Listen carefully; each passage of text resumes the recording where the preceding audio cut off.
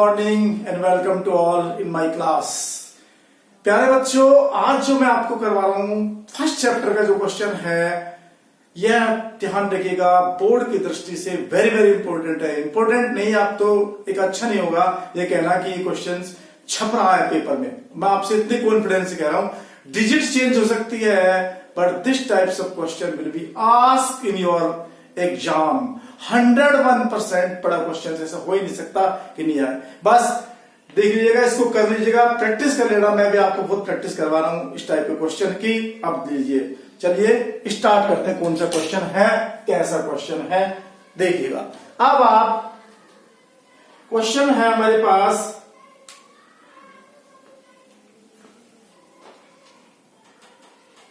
देखिए कि हमारे पास आएगा prove that, show that, prove that या शो दैट। हमारे पास क्वेश्चन कुछ भी आ सकता है।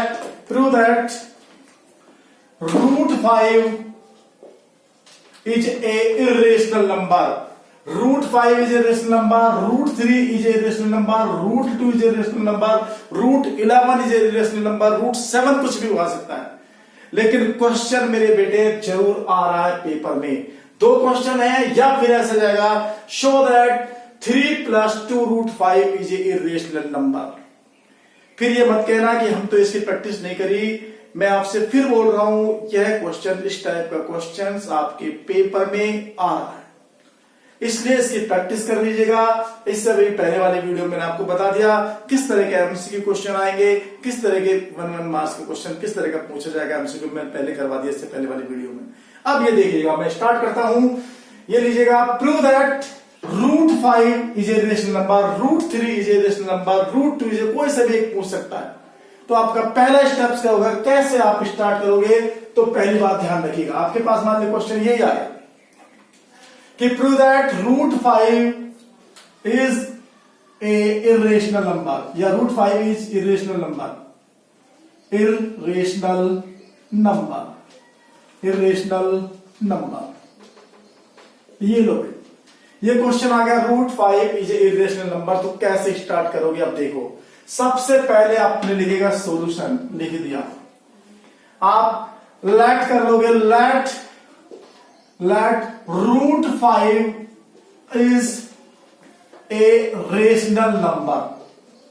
अब आपने कर लिया कि भाई √5 कैसा है, हमने सपोज कर लिया कि भाई इरेशनल होकर हमने लेट कर लिया कि भाई कैसा है, रेशनल नंबर है।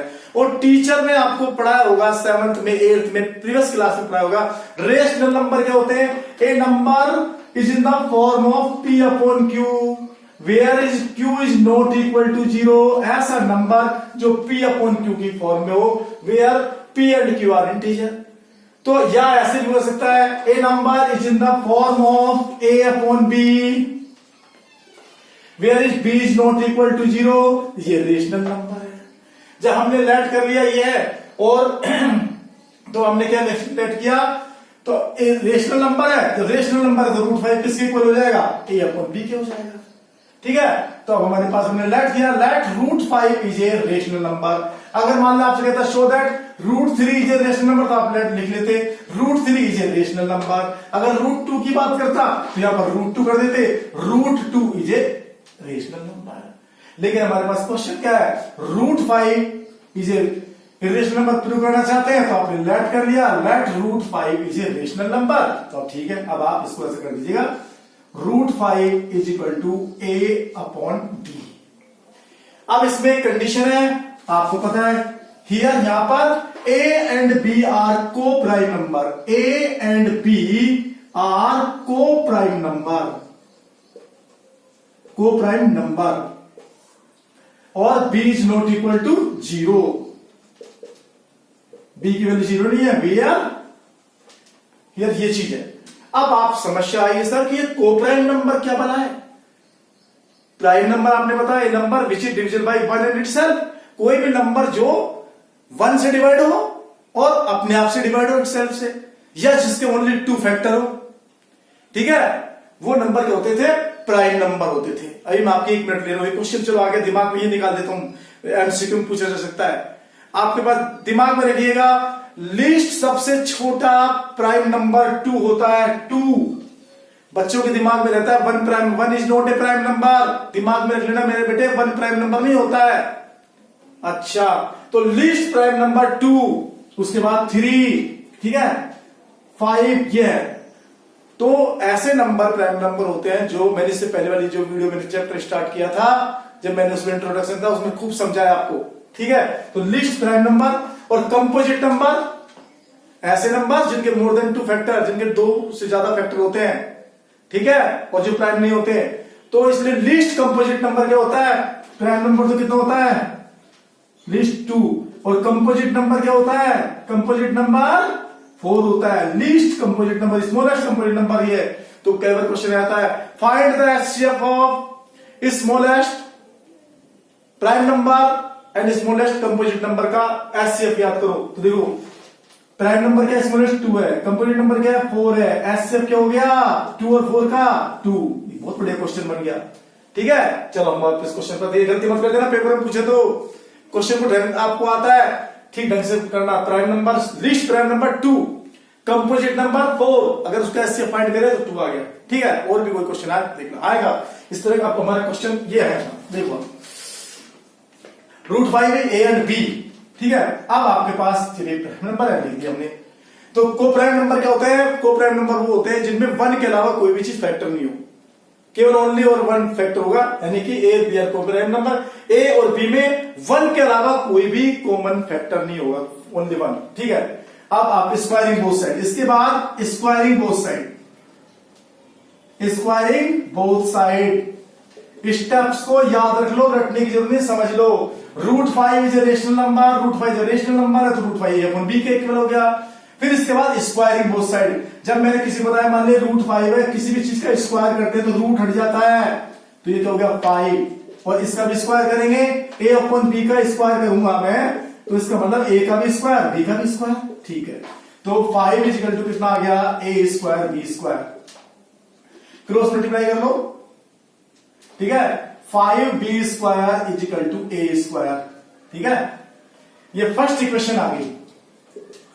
दोबारा समझ लो, लेट कर लेंगे, root 5 is a rational number, root 5 को ए अपॉन बी के इक्वल लिखना है, यहां लिख देना ए और बी आर कैसा आएंगे, को prime number, B is not equal to 0। इसके बाद स्क्वायरिंग बोथ साइड, भूलना नहीं है स्क्वायरिंग बोथ साइड, ये करना है। स्क्वायरिंग करेंगे तो ये रूट 5 का 5 रूट हट जाएगा स्क्वायर करने पर, और ये ए स्क्वायर बी स्क्वायर आएगा। जब मैं स्क्वायर करूंगा तो ये लो भाई, ठीक है, ये तो मैंने रूट 5 किया ही था, ए अपॉन बी, तो ठीक है, ये स्क्वायर 5 अपॉन ए। अब क्रॉस मल्टीप्लाई कर लिया 5b स्क्वायर अपॉन। अब यहां पर लिखना क्या है, देखो सुनो, ये 5 इसके नीचे आ जाएगा, मान ली मैंने ये लिख दिया 5b स्क्वायर, समझ लो यार, 5b square equal to A square है, इसका मतलब b square equal to A square upon 5, ये 5 इसके नीचे गया कहीं, तो मैं क्या लिख सकता हूं, ए स्क्वायर यानी 5 is A factor of A square, या तो आप ऐसे लिख दो 5 is A factor of A square, अपनी लैंग्वेज में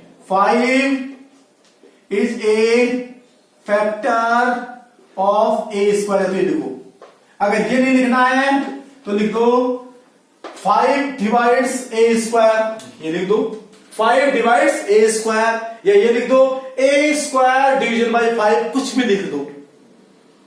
अरे भाई मेरे बेटे में क्या बोला, ए स्क्वायर डिविजन बाई 5, या 5 is A factor of A square, या 5 डिवाइड्स ए स्क्वायर, कोई सा भी आप लिख देना। तो 5 इज ए फैक्टर ऑफ ए, या जब इसका 5 से डिवाइड है तो हम लिखेंगे ए इज डिविजन बाई, समझे ना, ए इज डिविजन बाई 5, ठीक है। तो यहां से हम लिख सकते हैं कि ए स्क्वायर डिविजन बाई 5, तो ये मैंने लिख दिया ए इज डिविजन बाई 5, या ए 5 is A factor of A square, कोई से लैंग्वेज लिख दो, ठीक है। लो, अरे भाई ये लिख देते, लो ये लिख दो ए स्क्वायर इज डिविजन बाई 5, ये लो। तो जब ए स्क्वायर डिविजन बाई 5 से तो ए भी होगा, तो ए इज डिविजन बाई 5, ये ध्यान रखना। अब आप देखिएगा, अगर आपके पास 2 मार्क्स का क्वेश्चन है तो आप ध्यान रखना, ये आपको जरूर लिखना पड़ेगा, a square division by 5, a is division by 5, ऐसे ही इधर भी आपके पास ये आएगा। दूसरी बात ध्यान रखना क्या, कि B square is division by 5, division by 5 और बी इज डिविजन बाई 5।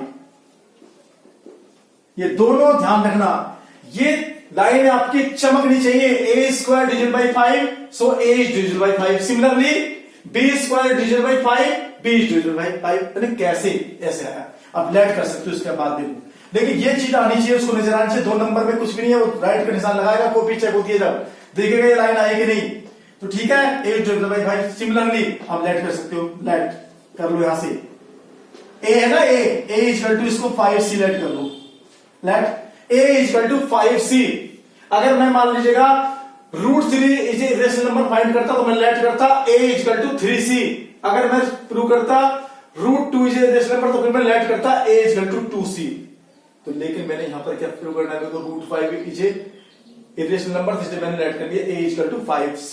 तो इसको स्क्वायरिंग कर दो, बोलो स्क्वायरिंग किया, स्क्वायर करूंगा ए स्क्वायर 5c का जब मैं स्क्वायर करूंगा तो 5 5 जा 25c स्क्वायर, ठीक है।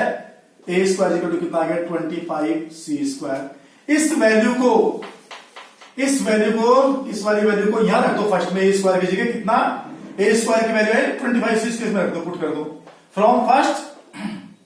अब आप देख लो, तो ये मैं पहले बोल रहा हूं, ये लाइन आएगी यहां से निकल के B square division by 5, B division by, ये जरूर है। अब देखो ये आ गया, ये रख रहा हूं मैं 5b स्क्वायर, ए स्क्वायर की जगह मैंने लिख दिया 25c स्क्वायर, ठीक है।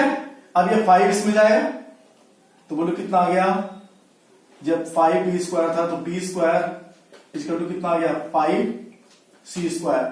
तो इसका मतलब क्या हो गया, b स्क्वायर डिविजन बाई क्या आ गया 5c square equal to b square. इसका मतलब क्या है, 5 इसके नीचे आ गया ना, ये देखो c स्क्वायर इक्वल टू कितना आ गया b स्क्वायर अपॉन 5। अब ये लिख दो वही चीज, इट मीन्स आप लिख दीजिएगा b square is division by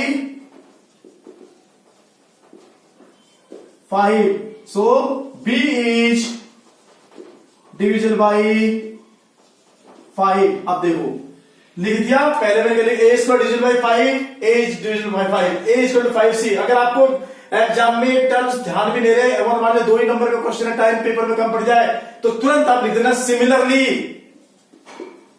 similarly करके B square division by 5, B division by 5। इसका मतलब है कि जब कभी भी आपके पास ऐसा क्वेश्चन आएगा कि √3 आ जाए तो आप लिखोगे लास्ट में आने से आपके पास ए स्क्वायर डिविजन बाई 3, ये तो 5 क्वेश्चन है, 5 से ऐसे बी स्क्वायर डिविजन बाई 5, 3 है तो 3 से डिविजन बहुत, ए स्क्वायर बी स्क्वायर, 2 है तो 2 से, ध्यान रखने की बात है, लो आपको लर्न हो गया।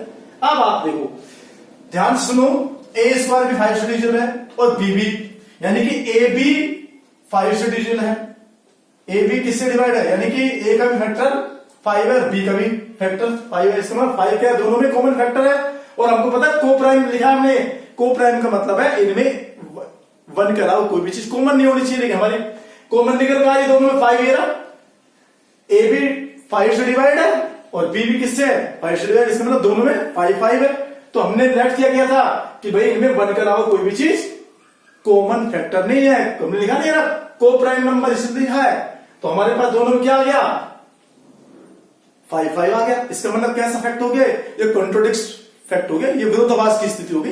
जैसे मान ले मैं कहता हूं कि मेरा दोस्त करोड़पति है लेकिन वो कंजूस है, हो गया ना विरोधाभास, कंट्रोडिक्ट वाली बात हो गई ना, करोड़पति है लेकिन कैसा है कंजूस है, कंट्रोडिक्शन। तो ऐसे हमने बोला भाई कोप्राइम है लेकिन कितना है, कोप्राइम में तो ओनली केवल 1 ही होता है कॉमन, लेकिन हमारे पास कॉमन क्या रहा दोनों में 5 5। तो इसका मतलब अब आपको क्या लिखना है, इसके बाद लैंग्वेज देख लो, यानी के बाद ये लैंग्वेज लर्न कर लो। सो दिस, इसके बाद मैंने ये लिख भी दिया है, पहले से लिख रहा है समझाने के लिए, ये आगे 5 5, इसके बाद देखोगे आप, this contradicts the fact that A and B are coprime number, so our assumption is wrong. जो हमने लेट किया है वो कैसा है हमारे पास, रॉन्ग है। इसको ये लाइन आपकी पेपर में चमकनी चाहिए, ये words, this contradicts fact that A and B are co-prime number, our supposition is wrong, our assumption is wrong। ये दो वर्ड तो भैया चमकनी चाहिए, ध्यान में लेना, कंट्रोडिक्ट्स और अजप्शन। सो दिस कंट्रोडिक्ट्स फैक्ट, बस इसके बाद लिख सकते हैं this contradicts fact. Okay, a and B are को प्राइम नंबर, ध्यान दे तो ठीक है, नहीं लिखते, लेकिन ये लाइन जरूर आनी चाहिए, this contradicts the fact. Okay, our assumption is wrong, so hence root 5 is a irrational number। फिर बाद में लिख देना hence root 5 is a irrational number। कोई दिक्कत?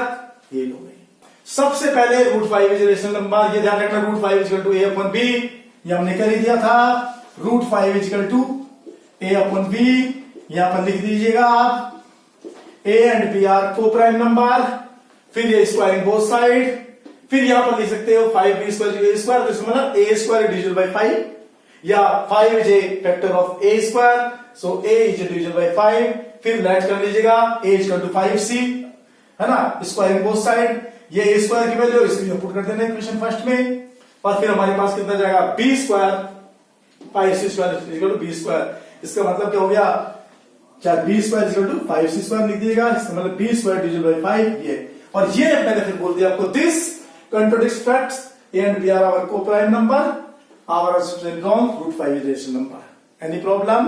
नहीं, ठीक है बेटा। अब मैं रफ कर रहा हूं, अगर आपको देखना है तो इसको रख सकते हो। यस, अब देखो इसको देख लो आप, दूसरा वाला बिल्कुल सेम, ये और देख लो आप। अगर बेटे थोड़ा बहुत उल्टा पुल्टा कर दिया तो फिर क्वेश्चन यहां फंसेगा। आना जरूर है इनमें से क्वेश्चन, बार बार बोल रहा हूं, इस चैप्टर में से यही चीज बहुत ज्यादा क्वेश्चन पूछा आना है। पहले हम कर चुके हैं, ये हमारे पास आया क्वेश्चन, ये लो second question, prove that 3 plus 2 root 5 is irrational number.